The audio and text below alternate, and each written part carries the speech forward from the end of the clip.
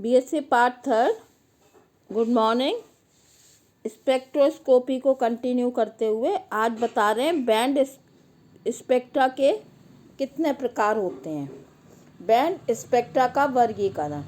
पहला होता है घूर्णन स्पेक्ट्रा, रोटेशनल स्पेक्ट्रा। अणु के घूर्णन ऊर्जा स्तरों में संक्रमण के लिए सबसे कम ऊर्जा की आवश्यकता होती है, अर्थात 0.005 इलेक्ट्रॉन वोल्ट जितनी कम ऊर्जा भी अणु में घूर्णन प्रदान कर सकती है। घूर्णन स्पेक्ट्रम सूक्ष्म तरंगों माइक्रोवेव क्षेत्र में पाया जाता है, इसलिए इसे माइक्रोवेव स्पेक्ट्रोस्कोपी भी कहते हैं। इसमें बैंड स्पेक्ट्रम नहीं आते, रेखीय स्पेक्ट्रम प्राप्त होते हैं। इसका सिलेक्शन रूल है delta J rotational quantum number is equal to ±1। दूसरा है आपका कंपन घूर्णन स्पेक्ट्रम। कंपन घूर्णन स्पेक्ट्रम में घूर्णन स्पेक्ट्रम से थोड़ी ज़्यादा ऊर्जा की आवश्यकता होती है और यह ऊर्जा होती है 0.1 इलेक्ट्रॉन वोल्ट। और जब अधिक ऊर्जा लेते हैं तो कंपन के साथ साथ घूर्णन भी होता है, इसलिए इसको हम कंपन घूर्णन स्पेक्ट्रम भी कहते हैं। कंपन स्तरों में संक्रमण के साथ साथ घूर्णन संक्रमण भी होते हैं, अतः कंपन स्पेक्ट्रम कभी भी शुद्ध नहीं होते, इसलिए इस प्रकार के संक्रमण से प्राप्त स्पेक्ट्रम बैंड स्पेक्ट्रम होते हैं। इन्हें कंपन घूर्णन स्पेक्ट्रम कहते हैं। यह ऊर्जा अवरक्त क्षेत्र से अवशोषित करते हैं, इसलिए इसे इंफ्रारेड स्पेक्ट्रोस्कोपी भी कहते हैं। इसका सिलेक्शन रूल है delta v vibrational quantum number is equal to ±1।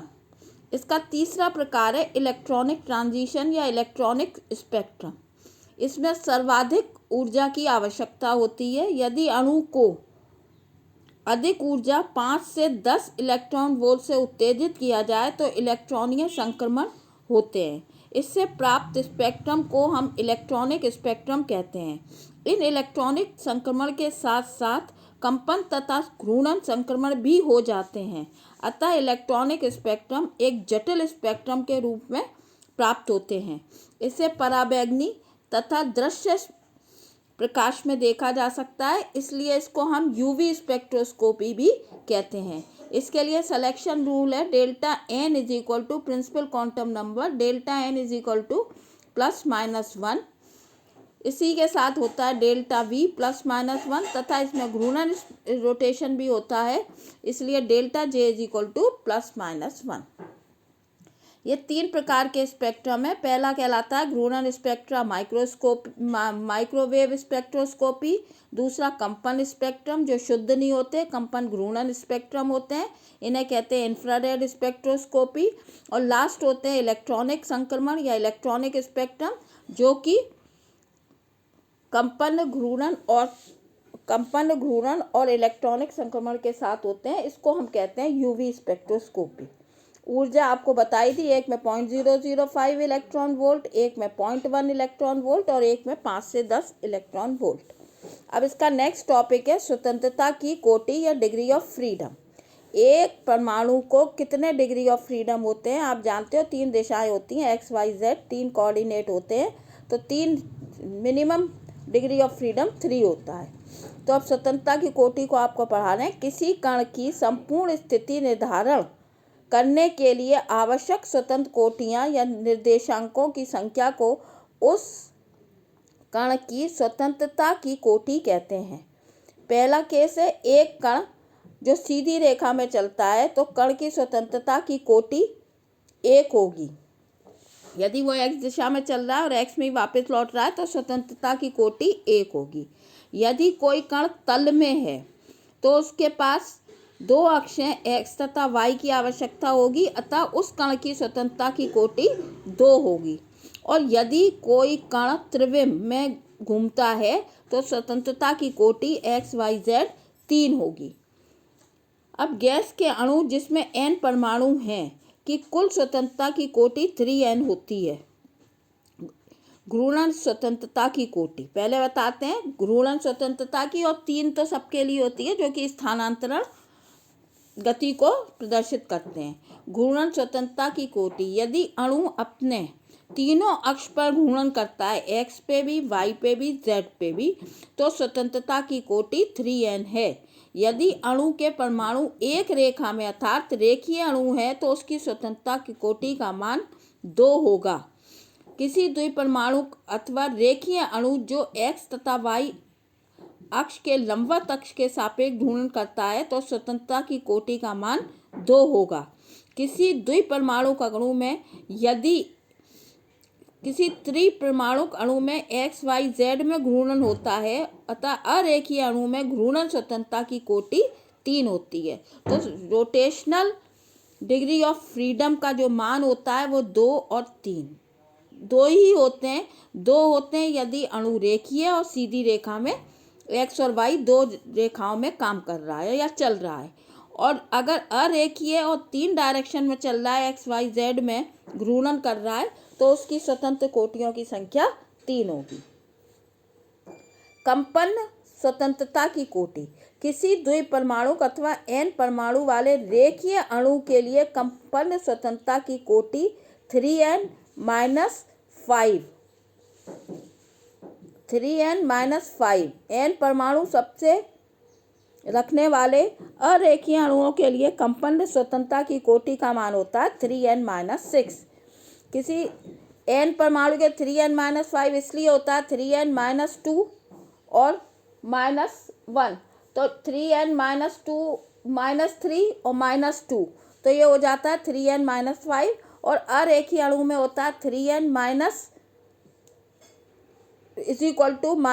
और -3, तो ये हो जाता है -6। अब आपको उदाहरण दे रहे हैं हीलियम, नियोन, आर्गन। ये क्या है, एक परमाणु अणु है जो गैस हैं, इसमें केवल स्थानांतरण गति होती है अतः इनके डिग्री ऑफ फ्रीडम जो होती है वो 3n होगी। इनमें सिर्फ ट्रांसलेशनल की होती है जो कि 3 के बराबर होती है, n का मान 1 है।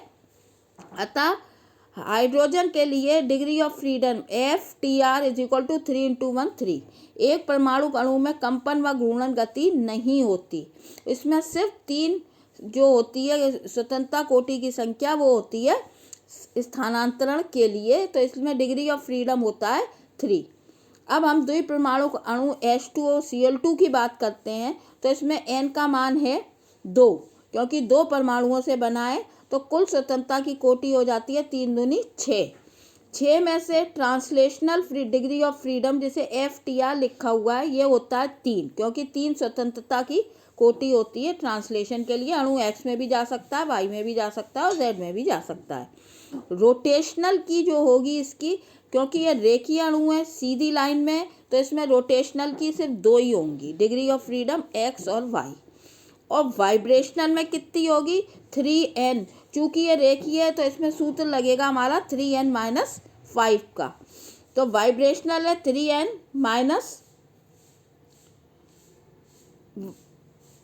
3n माइनस इसमें सूत्र लिखा हुआ है -f ट्रांसलेशनल -f रोटेशनल, तो 3 × 2, क्योंकि द्विपरमाणु के 6 तो ये हो गया, ट्रांसलेशनल की 3, रोटेशनल की 2, तो ये टोटल हो जाता है 3n - 5 से 6 में से 5 गए 1, तो इनका वाइब्रेशनल की जो डिग्री ऑफ फ्रीडम है वो 1 है।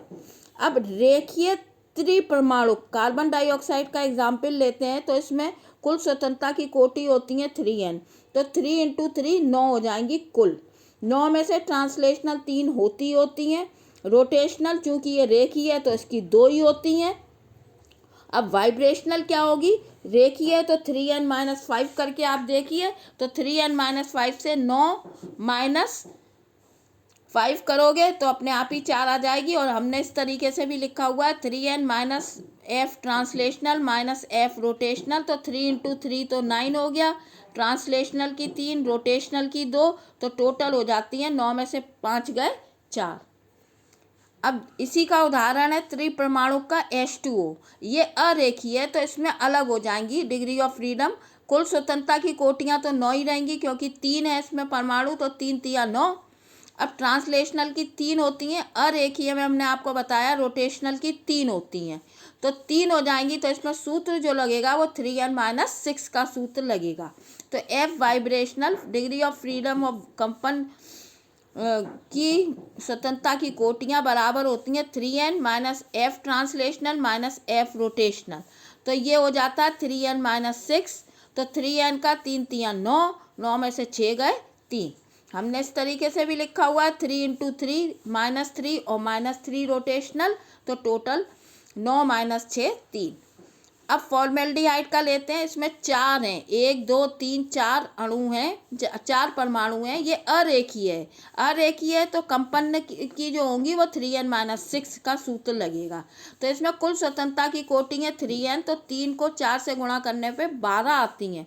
12 में आप जानते हो ट्रांसलेशनल की 3 होती हैं। अब अरेखीय है तो रोटेशनल 3 होगा, है ना। अगर रेखीय होता है तो रोटेशनल 2 होते हैं। तो यहाँ पे चूंकि अरेखीय है तो ट्रांसलेशनल की 3, रोटेशनल की 3। अब वाइब्रेशनल की कितनी होंगी, 3n माइनस 6 करेंगे तो 4 3 12 में से 6 माइनस करोगे तो इसमें से 6 होंगी इसकी कंपन की स्वतंत्र कोटियों की संख्या।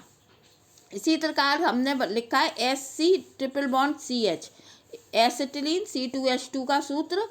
इसमें कितनी होंगी, इसमें 4 ही हैं। तो 3n से 3 चौक 12, ट्रांसलेशनल की 3 है। चूंकि ये रेखीय है तो इसमें रोटेशनल अब कितनी होंगी, सिर्फ 2 होंगी। तो वाइब्रेशनल में कौन सा सूत्र लगेगा, 3n माइनस 5। तो 3 चौक 12, 12 में से 5 गए तो बचेंगी 7।